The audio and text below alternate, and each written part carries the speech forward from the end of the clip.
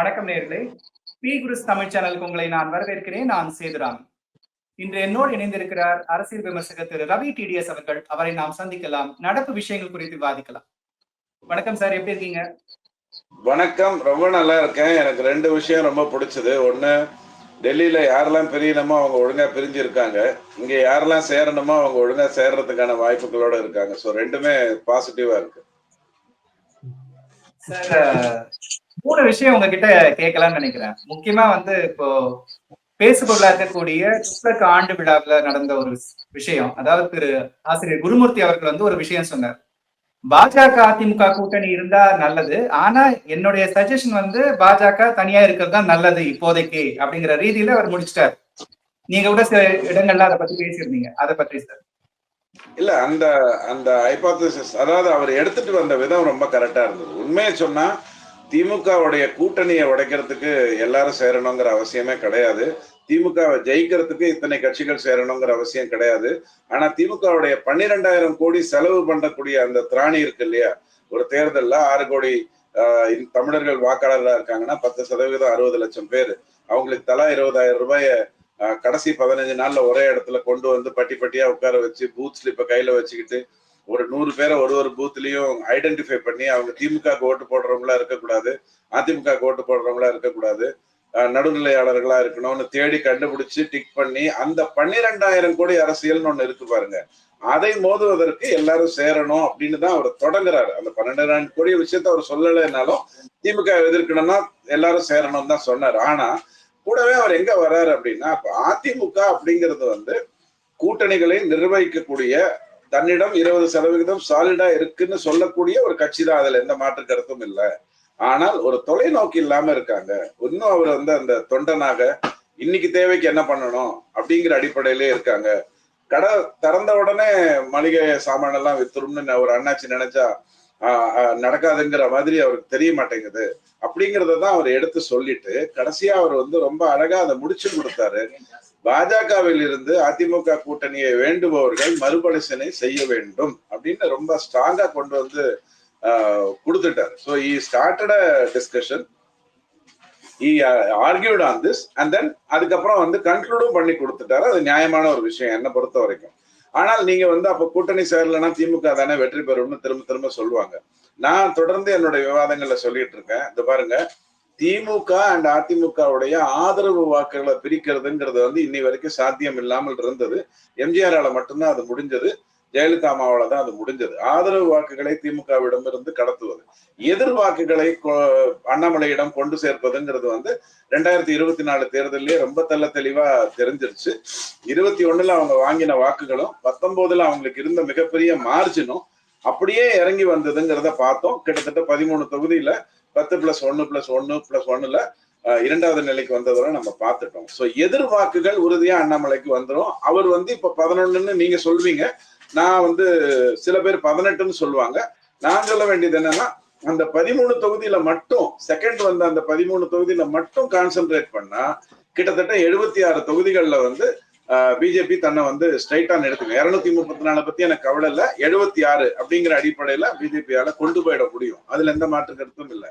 ஆனால் அதிமுகவுக்கு என்ன தெரியணும் அப்படின்னு சொன்னா, இது கூட்டணி வச்சா அப்படியே அள்ளிட்டு போயிடலாமா அப்படின்னு கேட்டா அதுக்கான வாய்ப்புகள் எனக்கு தெரிஞ்சு இல்லை. நீங்க போன 2024 தேர்தலே நீங்க எடுத்துக்கோங்க.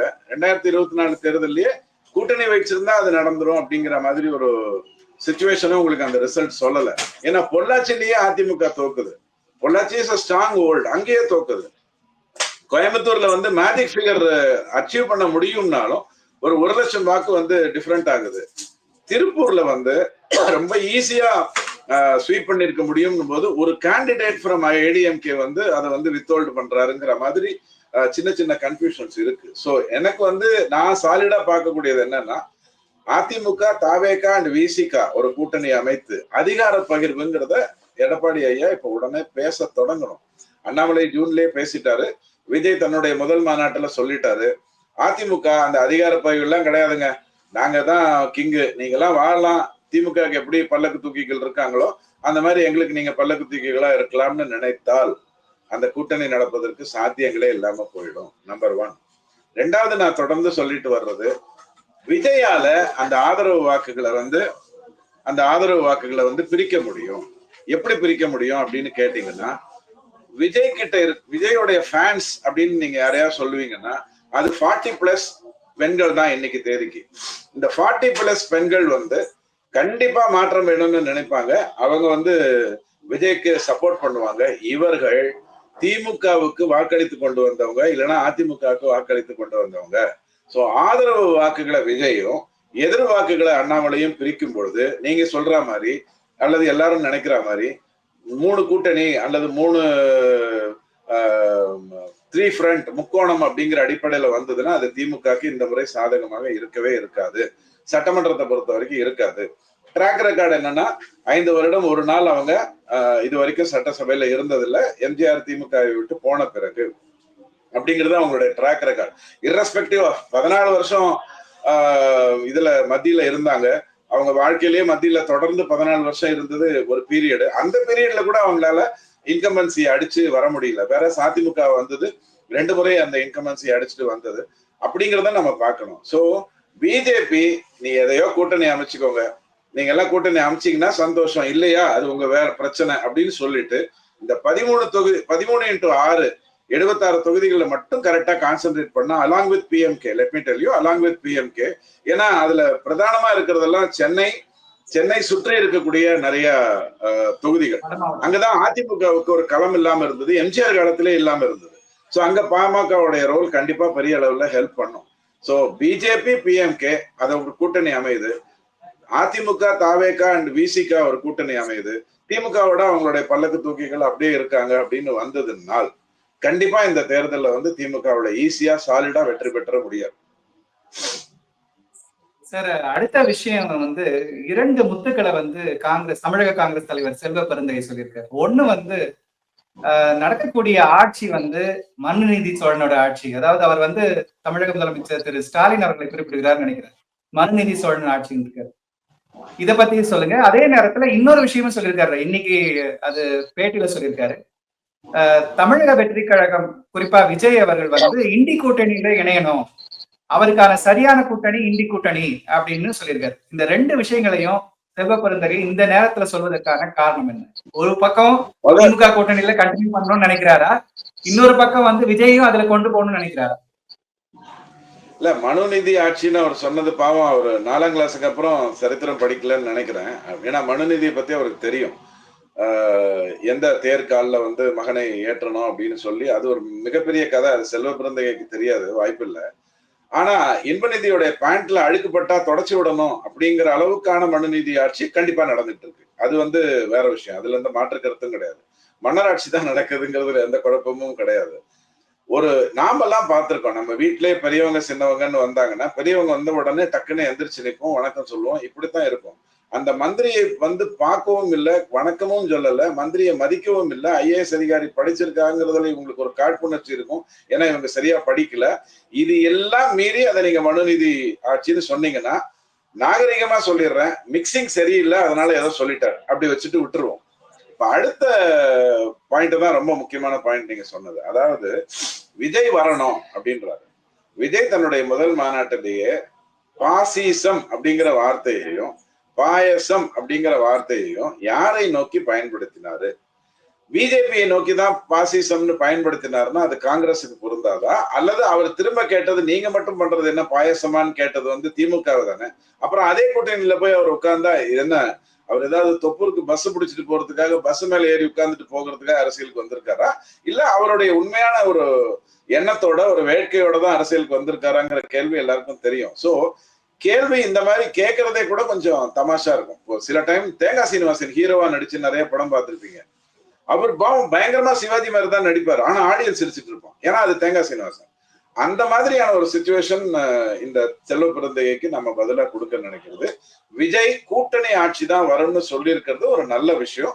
தொடர்ந்து நாம் அதை சொல்லிட்டு இருந்தோம். விஜய் அவரு முதல்ல அந்த பேர் வச்சாரு, அப்புறம் கொடி வச்சாரு, அப்புறம் ஒவ்வொன்னா ரிலீஸ் பண்ணிட்டே இருக்கும் போதெல்லாம் நம்ம சொன்னோம், ஐயா நீங்க தனியா நெல்லுங்க, உங்க திறமையை காட்டுங்க அப்படின்னு எல்லாம் சொல்லி வெறுப்பேத்துவாங்க. இந்த வடிவேலு படத்துல கிட்னி திருடுறதுக்கு கூப்பிடுற மாதிரி கூப்பிடுவாங்க, தயவு செஞ்சு அதுல போய் மாட்டிக்காதீங்க. கூட்டணி ஆட்சி தான் நல்லது, கூட்டணியோட தேர்தலை சந்திக்கிறது தான் நல்லதுங்கிறத பலமுறை சொன்னா அதை அவர் ஒழுங்கா பண்ணியிருக்காரு. சோ செல்வ பிறந்தகை எதிர்பார்க்கறது நடக்காது. ப்ராபப்ளி மிக்சிங்கை மாத்திட்டா சரியா போயிடும். சார், அடுத்த விஷயமும் விஜய் பற்றியதுதான். இப்போ 20ஆம் தேதி திங்கட்கிழமை அன்னைக்கு பரந்தூர் விமான நிலைய எதிர்ப்பு போராட்டம் ஒன்று நடக்குது. அதுல ஈடுபட போறவங்களை வந்து சந்திப்பதற்காக இவர் அனுமதி கேட்டிருக்காரு போல இருக்கு. அதற்கான அனுமதியே காஞ்சிபுரம் மாவட்ட காவல் ஆணையர் வந்து கொடுத்திருக்காரு. இப்போ இவர் வந்து நேரடியா போராட்டத்துல இறங்காம இந்த மாதிரி விஷயங்களை முன்னெடுப்பது சரியா இருக்குமா? இல்ல, இதுல ரெண்டு விதமா நம்ம பார்க்கணும். ஸ்ரீராம் சேஷாத்ரி, ஸ்ரீ ஐயர் சார் எல்லாம் பேசும்போது அதனுடைய ரூட்டுக்குள்ள போவாங்க. பரந்தூர்ல வந்து ஒரு விவாதம் நடந்தது. அதுக்குதான் அதானி வந்தாரு. திமுகல இருந்து ரொம்ப 2 முக்கியஸ்தர்கள் வந்து அந்த மீட்டிங்ல கலந்துக்கிட்டாங்க. அதை பற்றி பேசுறதுக்கு தான் வந்தாங்க. ஆனால் அவசரப்பட்டு ஒரு அமெரிக்கால வந்து ஒரு விஷயம் வந்த உடனே டக்குன்னு வந்து அதானி விஷயத்துல இவங்க ஏதாவது தப்பு பண்ணிருக்கிறதுக்கு வாய்ப்பு இருக்கு. இதை நான் வந்து ஒரு அரசுனா ஆல்ரெடி அதானிக்கு கொடுத்துருச்சா பரந்தூரை, அவருதான் முடிவெடுக்கணுமா அப்படின்லாம் நீங்க கேட்டீங்கன்னா என்கிட்ட பதில் இல்லை. ஆனால் இது ஒரு ட்ராக். அப்ப இவங்க திமுக அந்த வேலையை செய்யலைன்னா, அதாவது அங்க இருக்கக்கூடிய மக்களுக்கு நியாயமா புரிய வைக்க வேண்டியது என்னன்னா, ஐயா உன்னுடைய பொன் விளையும் பூமிங்கிறத நாம யாரும் கை வைக்க போறது இல்லை. அதுக்கான விஷயம் எத்தனையோ இருக்கு. திமுக வந்து நெய்வேலியில வந்து பொன் விளையும் பூமின்னு பேசும், உங்ககிட்ட வந்து பேசும்போது இடத்துக்கு பேரம் பேசும். அந்த மாதிரியான அரசியலுக்குள்ள வராதிங்க. இங்க விமான நிலையம் வந்ததுன்னா அது பல விதத்துல சௌரியமா இருக்கும் அப்படிங்கிற அந்த விஷயத்தை எடுத்து சொல்றதுக்கு ஒரு எமிசரி தேவைப்பட்டு கூட அது விஜய் எடுத்து செய்யலாம் அப்படிங்கறத நான் சொல்றேன்.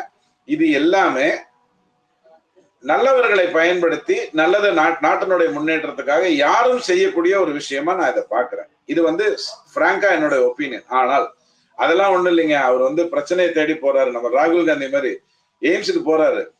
என்னது டெல்லியில எய்ம்ஸ் இருக்கா அப்படின்னு முதல்ல தெரிஞ்சுக்கிறாரு. இல்லைங்க, உங்க கொள்ளுப்பாட்டியே அங்கதான் ஆபரேஷன் பண்ணி ரொம்ப கஷ்டப்பட்டு காப்பாத்த நினைச்சு அவங்க இறந்தாங்க. இதுதாங்க அந்த எய்ம்ஸ் அப்படின்னு ஒண்ணு. என்ன எல்லாரும் கீழே படுத்திருக்காங்க, ஏன் அவங்க அங்க படுத்திருக்காங்கன்னு அவர் வாழ்க்கையிலேயே டெல்லியில வந்து எய்ம்ஸ் தான் பார்த்து அங்க எல்லாரும் கீழே படுத்திருக்கிறத எப்படியோ தெரிஞ்சுக்கிட்டு அதுக்காக வருத்தப்படுற இந்த கேவலமான அரசியல் இருக்கு பாருங்க. இத விஜய் வந்து அங்க பண்ணுவாரா அப்படின்னு கேட்டா எனக்கு தெரிஞ்சு இல்லை அப்படின்னு நான் சொல்லிடுவேன். பட் அடுத்த ப்ரோக்ரசிவ் இஷ்யூ அப்படிங்கிறது இந்த பரந்தூர்ல ரொம்ப நாளா ஒரு விஷயம் தீர்க்கப்படாமல் இருக்கு அப்படிங்கிற அடிப்படையில அவர் எடுத்திருந்தாருன்னா is doing justice to what is doing. ஆனால் அவரால் சால்வ் பண்ண முடியுமான்னு கேட்டால் அவரால் சால்வ் பண்ண முடியாது. ஆனால் 2 பேரையும் நேர்மையாக பேச வைக்க முடியும். அவர் இருக்கிற இடத்துல 2 பேரையும் நேர்மையா பேச வைக்க முடியும். ஏன்னா எல்லாரும் வீட்டுக்கு கிளம்பி போகணும், வைஃப் இருப்பாங்க, விஜய் ஃபேனா தான் இருப்பாங்க. அதனால ஒழுங்கா ஒரு விவாதம் நேர்மையா நடக்கும் அப்படிங்கிற அடிப்படையில நான் பாக்குறேன். மற்றபடி இது வந்து அடுத்த பர்னிங் இஷ்யூவா இருக்கிறதுனால I think is taking a good chance அப்படின்னு தான் நான் நினைக்கிறேன். சார், கடைசியா ஒரு கேள்வி. ஈரோடு கிழக்கு இடைத்தேர்தல் போது இப்ப பாத்தீங்கன்னா எல்லாரும் போட்டியிட போறதுல போட்டிங்கிறது வந்து திமுக வர்சஸ் நாம் தமிழர் கட்சிங்கிற மாதிரி ஆகிட்டு, இந்த சூழ்நிலையில எதிர்கட்சிகள்லாம் சேர்ந்து ஒரு பொது வேட்பாளர் ஆதரிச்சா நல்லா இருக்கும்னு சில பேர் ஒப்பீனியன் எல்லாம் சொன்னாங்க. அதுக்கு பதிலா இப்ப நாம் தமிழர் மட்டும் இருக்கிறதால அந்த கட்சி பெரிய அளவிலான எதிர்ப்பு வாக்குகளை பெறுவதற்கான வாய்ப்பு அங்க இருக்குமா? 2 கேள்வியா இதை நான் பிரிச்சுக்கிறேன். ஒண்ணு, இந்தி கூட்டணின்னு ஒண்ணு அமைச்சாங்க. கிட்டத்தட்ட 6 மாசம் அங்கேயும் இங்கேயும் எங்கெங்கெல்லாம் சந்திச்சாங்க. நிறைய சமோசா எல்லாம் சாப்பிட்டாங்க. சாப்பிட்டுட்டு 5 மாநில தேர்தல் வருது 2023ல. அவங்க ஓடி போயிட்டாங்க தனித்தனியா நிக்கிறதுக்கு. இதுல வந்து அகிலேஷ் யாதவுக்கு வந்து சீட்டு கொடுக்கல. அங்க வந்து ஆப்புக்கு எந்த ஒரு இதுவும் பண்ணல. அல்டிமேட்டா வந்து அந்த 5 மாநில தேர்தலில் இந்த இந்தி கூட்டணிங்கிற வார்த்தையே அந்த இடத்துக்கு வராம ஜெயிச்சுட்டா வச்சுப்போம் அப்படிங்கிற அளவுல அதை கொண்டு போனாங்க. நீங்க பார்த்திருப்பீங்க. அப்படித்தான் செய்ய முடியும். வந்து ஒரு பொது எதிரியை வீழ்த்துவதற்காக திமுகவை வீழ்த்த வேண்டும் என்று சொன்னார். நான் திரும்பவும் சொல்றேன், திமுகவை வீழ்த்துவது ரொம்ப சுலபம். ஆனால் அந்த 12,000 கோடியை வீழ்த்துறது ரொம்ப கஷ்டம். அதுக்கு நாங்க ஒண்ணு சேர்ந்துக்கிறோம், அல்லது சேராம போறோம், அல்லது அடிச்சுக்கிறோம், எதையோ பண்ணிட்டு போறோம். ஆனால் இந்த ஈரோடு கிழக்குக்காக அந்த மாதிரி ஒரு விஷயத்த பண்ணிட்டா அது ராங் சிக்னலிங் கொடுத்துரும். ஆனால் கரெக்டா அந்த டைம்ல ஒரு பாரதி விட அந்த இடத்துல ஈவே ராமசாமி ஐயாவை பற்றி சீமான் பேசுறாரு, இவங்க எல்லாரும் ஒதுங்குறாங்க. அப்படிங்கிற அடிப்படையில இருந்து பார்த்தா எஸ், ஒரு அண்டர் கரண்ட் இருக்குன்னு நம்ம சொல்லலாம். ஆனால் இது பலன் அளிக்குமான்னு கேட்டா கண்டிப்பா பலன் அளிக்காது. ஏன்னா நாம் தமிழர் கட்சியை பொறுத்த வரைக்கும் அதனுடைய வாக்குகள் ஈரோடு கிழக்கிலேயே 11,000ல இருந்து 10,000க்கு வந்து 8,900 என்னவோ வந்துருச்சு. சோ அது உடனே 80,000 ஆகும் அல்லது 60,000 ஆகும் அப்படிங்கிறதுக்கான சாத்தியக்கூறுகளே கிடையாது. காரணம், அதிமுக இருந்து ஓட்டு போடாதவன் 20,000 ரூபாய்க்காக தான் ஓட்டு போடுவான். டு சம் எக்ஸ்டென்ட் பிஜேபியோட அங்க ஒரு 8000 வாக்கு இங்க 2024 அந்த தொகுதியில நமக்கு கிடைச்சது, பிஜேபிக்கு கிடைச்சது. அப்போ அந்த 8000 பேர் கூட வீட்டுல படுத்து தூங்குவான வழியா அவன் போய் சீமானுக்கு ஓட்டு போடணும்னு கண்டிப்பா நினைக்க மாட்டான். சோ சீமான் ஐயாவுடைய வாக்கு அந்த 8000த்துல இருந்து 11,000 ஆகிறதுக்கான வாய்ப்புகள் இருக்கு. ஏன்னா விக்கிரவாண்டியில அப்படிதான் ஆச்சு. அதிமுக நிக்காத போது அதிமுக அதுக்கு 2024 வாங்கின வாக்குகள்ல 20,000 வாக்கு பாமகவுக்கும் 2,000 வாக்கு சீமானுக்கும் மீதி இருக்கிற 38,000 வாக்குகள் திமுகவுக்கும் போச்சுங்கிறத நம்ம பார்த்தோம். சோ அங்க ஓட்டு போடாம யாரும் இல்ல, அதிமுக நிக்கலைங்கிறதுனால அது பகுத்து பிரித்து கொடுக்கப்பட்டதுங்கிறத நம்ம பார்த்தோம். அதே மாதிரிதான் ஈரோடு கிழக்கும் நடக்கும், அதுல எந்த மாற்று கருத்தும் இல்லை. ஆனால் ஒரு விஷயத்த நாளைக்கு அதிமுகல இருந்து எடப்பாடி ஐயாவும் அண்ணாமலைஜியும் விஜயும் ஒரு முடிவு எடுத்து, விஜய் ஒரே ஒரு மீட்டிங் ஈரோடு கிழக்குல, அதுக்கு அவர் ஏதோ ஒரு பேர் வச்சுக்கிட்டோம், ஏதோ ஒரு பேர், அதாவது திருமாவளவன் ஐயா மது ஒழிக்கிறேன்னு ஒரு மாநாடு திமுக எதிர்ப்பு தான் ஒரு நோக்கம், ஆனா அது மது இழப்புன்னு சொன்னாரு. பிரச்சனை வந்துருச்சுன்னா உடனே அதை டக்குன்னு தூக்கி மத்திய அரசுக்கு மாத்தி விட்டாரு பாருங்க. அந்த மாதிரி ஏதாவது ஒரு காரணத்தோட விஜய் அந்த இடத்துல ஒரு மாநாடு நடத்துறது நல்லது. ரெண்டாவது அதிமுகவும் சரி அண்ணாமலையும் சரி அங்க போய் எதிர்வினை ஆற்றணும். நான் ஏன் நிக்கல அப்படிங்கிறதுக்கு காரணம் இவங்க இந்த மாதிரியான அட்டூழியங்களை பண்றாங்க, இவங்களுக்கு நீங்க விலை போயிடாதீங்க, அந்த பணத்தை வாங்கிக்கோங்க ஆனால் இது பண்ணாதீங்க அப்படின்னு அதிமுக சொல்லலாம். அண்ணாமலைஜி என்ன சொல்லலாம், இது நோட்டாவுக்கான வாக்கு போடுங்க, நோட்டுக்கு வாக்கு போடுறதை விட நோட்டாக்கு வாக்கு போடுங்கன்னு சொல்லலாம், அதுல எந்த தப்பும் கிடையாது. அதே மாதிரி விஜய் அங்க ஒரு மாநாடு நடத்தினாருன்னு சொன்னால் 1,10,000 வாக்கு வித்தியாசத்துல திமுக ஜெயிப்பதற்கான சாத்தியங்கள் இருக்கு. அது 60,000 வந்தாலே அவங்க தோத்துட்டாங்கிறத அவங்க கண்டிப்பா புரிஞ்சுப்பாங்க. அந்த 50,000 வாக்கு என்டிகேக்கு வரணுங்கிற அவசியமே இல்லை, நோட்டாக்கு போனா கூட அதுல எந்த தப்பும் கிடையாது. சோ இது பிஜேபி ஒரு மாதிரி பிரச்சாரத்தை கொண்டு போகணும், அதிமுக ஒரு மாதிரி பிரச்சாரத்தை கொண்டு போகணும். இவர் தன்னோட எதிர்ப்பை தெளிவா காட்டணும், விஜய் தன்னோட எதிர்ப்பை ஏதோ ஒரு விதத்துல காட்டணும். இந்த மூணும் நடந்ததுன்னு சொன்னால் என்டிகேக்கு வாக்கு வருமானு கேட்டா வராது, ஆனால் கண்டிப்பாக இந்த மார்ஜின் குறையும். போன முறை 66,000 வாக்கு வாங்கினாங்க, 2024 அது 34,000 வாக்கு வித்தியாசமா குறைஞ்சு போச்சு. 2024 பாராளுமன்ற தேர்தலின் போது ஈரோடு கிழக்குல 34,000 தான் வாக்கு வித்தியாசம் அதிமுகவுக்கும் திமுகவுக்கும். அப்படின்ற ஒரு அளவுல இது வரணும். அப்படி வந்தா அதுவே ஒரு பெரிய தோல்வியா இருக்கும் என்னை பொறுத்த வரைக்கும். கப்பர் சிங் கொடுக்கிற தண்டனை அன்னைக்கு ராத்திரியே வந்துடும். நாம சுப்ரீம் கோர்ட்ல எல்லாம் போய் தண்டனை வரும்போது அந்த பேரன் தான் அதை வாங்குவான் அப்படிங்கிற மாதிரி சிச்சுவேஷன் இருக்கும். சோ திமுகவுக்கு மட்டும் தன்னுடைய வாக்கு மார்ஜின் 66,000ல இருந்து 34,000 குறைஞ்சா கூட அவங்க உடனே அதை சீரியஸா எடுத்துப்பாங்க, பிரச்சனையை இன்னும் தீவிரமா கொண்டு போவாங்க. மிக்க நன்றி சார், பொறுத்திருந்து பார்க்கலாம். இது வரைக்கும் என்னுடைய கேள்விகளுக்கெல்லாம் பொறுமையா பதில் சொன்னீங்க சார், ரொம்ப நன்றி. நேயர்களே, இந்த வீடியோ உங்களுக்கு பிடித்திருந்தால் லைக் பண்ணுங்கள், ஷேர் பண்ணுங்கள், மறக்காமல் பி குருஸ் தமிழ் சேனலை சப்ஸ்கிரைப் செய்யுங்கள். நன்றி, வணக்கம். தேங்க்யூ.